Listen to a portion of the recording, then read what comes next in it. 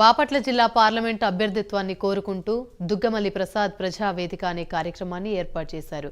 ఈ కార్యక్రమంలో బాపట్ల పార్లమెంటు నియోజకవర్గ టీడీపీ జనసేన నాయకులు కార్యకర్తలు పాల్గొన్నారు. పుట్టి పెరిగిన బాపట్ల రుణం తీర్చుకునేందుకు తాను రాజకీయాల్లోకి వస్తున్నానని దగ్గుమల్లి ప్రసాద్ తెలిపారు. డబ్బు సంపాదించాలని రాజకీయాల్లోకి రావడం లేదన్నారు.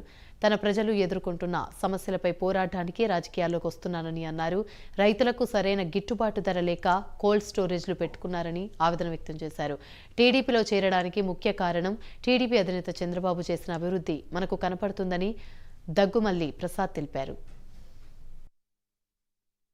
అంతకుముందు ఎన్టీ రామారావు గారు ఈ డీసెంట్రలైజేషన్ పరిపాలన కిందకు పంపించి ఉన్నారు. ఆయన అందించిన పరిపాలన మనందరికీ గుర్తుంది. కానీ చంద్రబాబు నాయుడు గారు వచ్చిన తర్వాత మనందరికీ ఒక పరిపాలన దక్షత చూపించారు ఆయన. మనం గమనిస్తే ఈ రెండు ఉమ్మడి రాష్ట్రాల్లో ఉన్న ఏ అభివృద్ధి అయినా చంద్రబాబు నాయుడు గారు మొదలెట్టింది, తర్వాత అందరూ దాన్ని చేసుకుంటూ వచ్చారు. మీరు గమనిస్తే హైదరాబాద్లో 2000 సంవత్సరంలో ఆయన ఆపరేషన్ గేమ్స్ అని ఏ స్టేట్ ముందుకు రాకపోతే ఆయన తీసుకున్నారు. దానివల్ల హైదరాబాద్ చాలా ముందుకు వెళ్ళిపోయింది.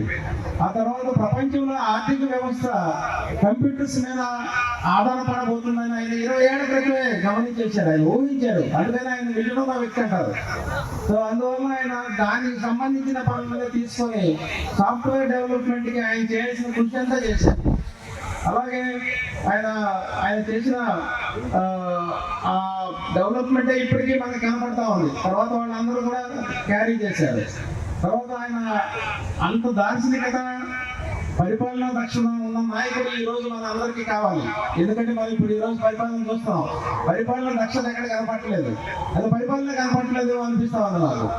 అట్లాగే ఆయనతో ఆయన బిడ్డ అయిన లోకేష్ కూడా